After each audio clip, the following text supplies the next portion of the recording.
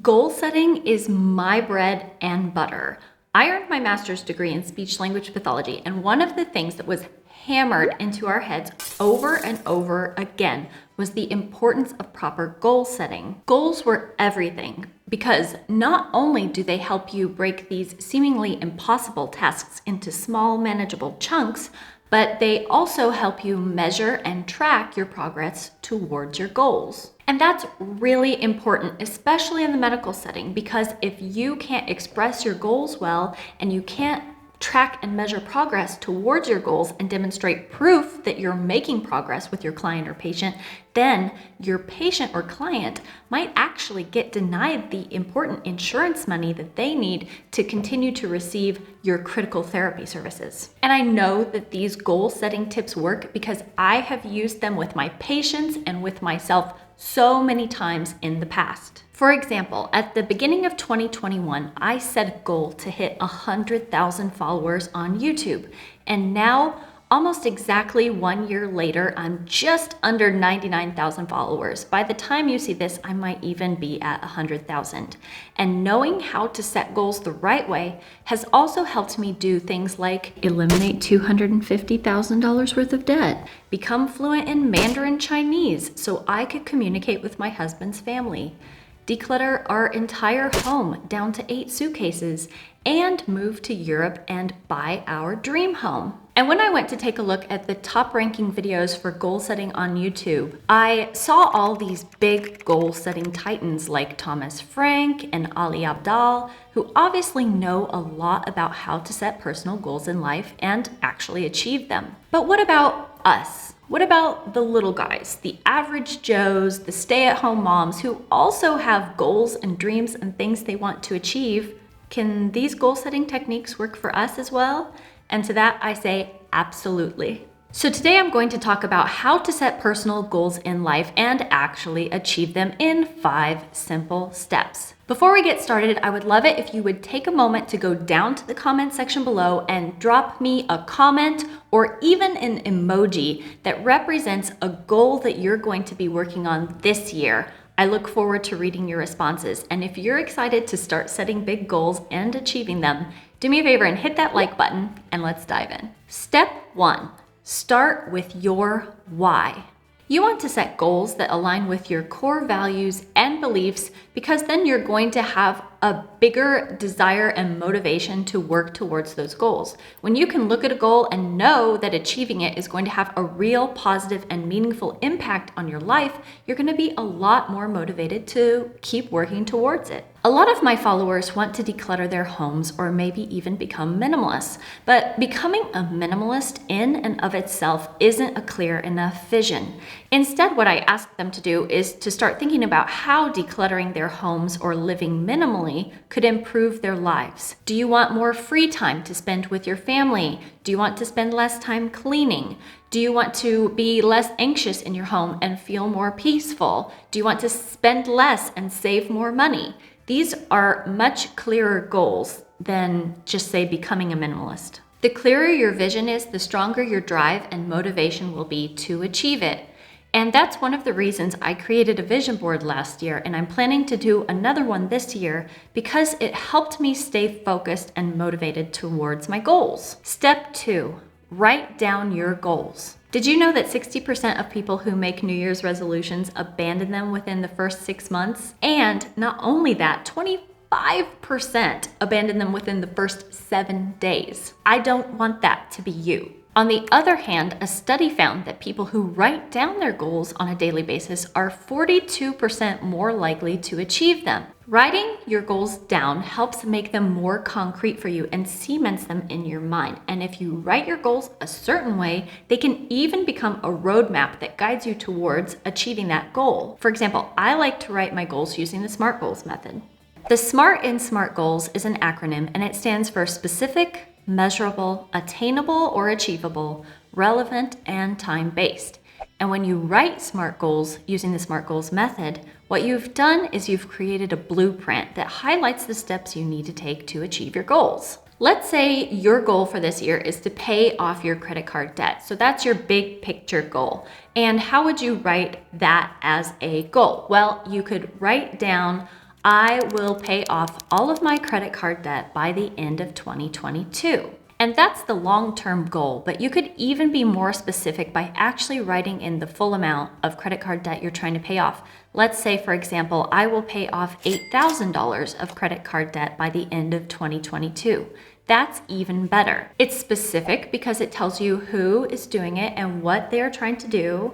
It's measurable because there's a dollar amount attached to it. You will know when you have saved enough and paid off that amount. Is it attainable? That can depend on your budget.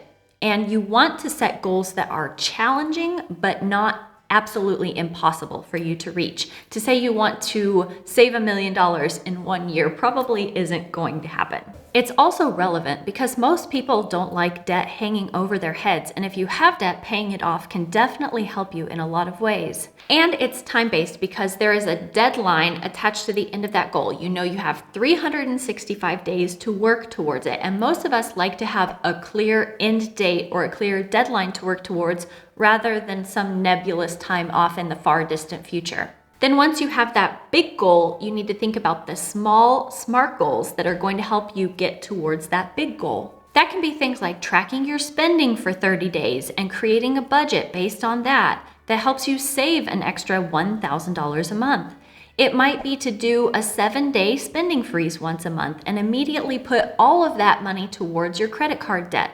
Basically, you want to set small goals that are going to stair-step you in the right direction. If you want to know more about SMART goals and how to write them, I will link several blog posts that I have down in the description box below that's going to walk you through how to write SMART goals and also give you a bunch of SMART goal examples that you can copy for all sorts of different personal goals. I will also link to my shop, which has a SMART goals printable planner that you can print off and fill out to help you write down your goals and get them all in one place and really hammer out a plan on how to achieve them.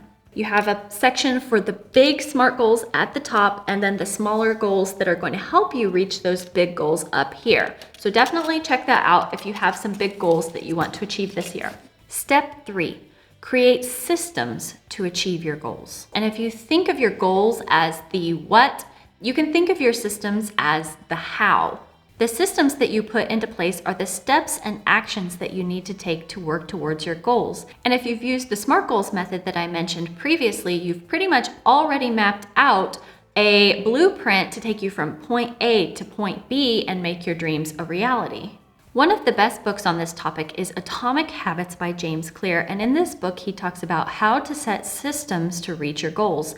And he gives some examples like how a coach would get to the goal of winning a championship, or how a musician would break down the goal to play a brand new piece. Let's consider my own example, which was my goal to hit 100,000 followers on YouTube.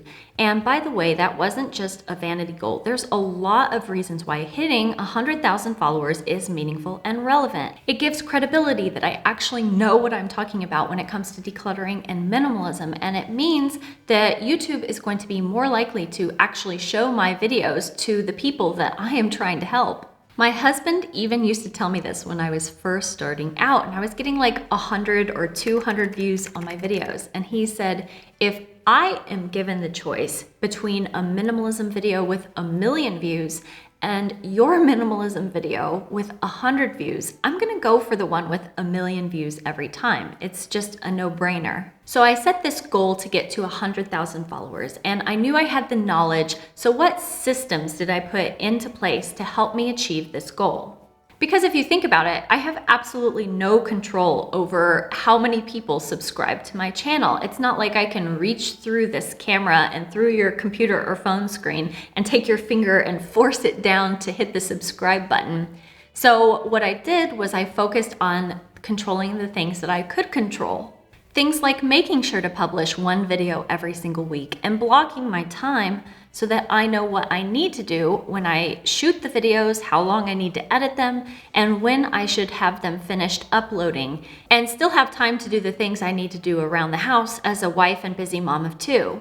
I will also link Atomic Habits down in the description box below for you if you want to read more about this topic. Step 4, overcoming obstacles. If you're someone who can set a goal and then reach it without messing up or encountering any issues, then hats off to you. But for most of us, this can be sometimes challenging to commit to and maintain. There's a quote that goes, "Our greatest glory is not in never falling, but in rising every time we fall." So when these obstacles or roadblocks pop up in your way, you need to think about how you're going to modify your behavior or work around them. And let's say you want to declutter your closet and you finally carved out time to do it. It's in your plan, it's in your schedule, but then your kid gets sick and has to stay home from school. Now, maybe instead of the whole closet, you could just tackle your shoes while they're taking a nap.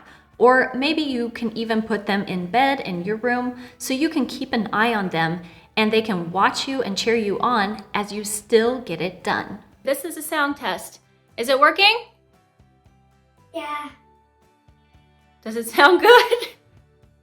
A little bit. Are you halfway under the bed? Wait, I need to Okay, go. bye. So if you're in this mindset that everything needs to be perfect before you start working on your goals, you're probably never going to get it done.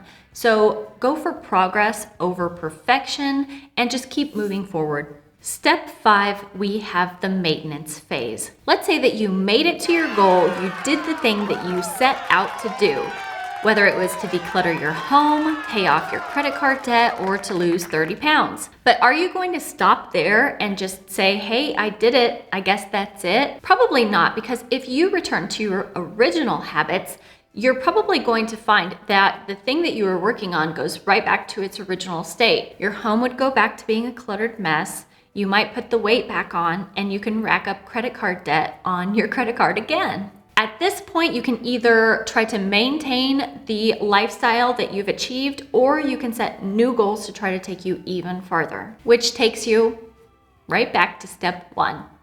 Full circle. And that is the beautiful life cycle of goal setting.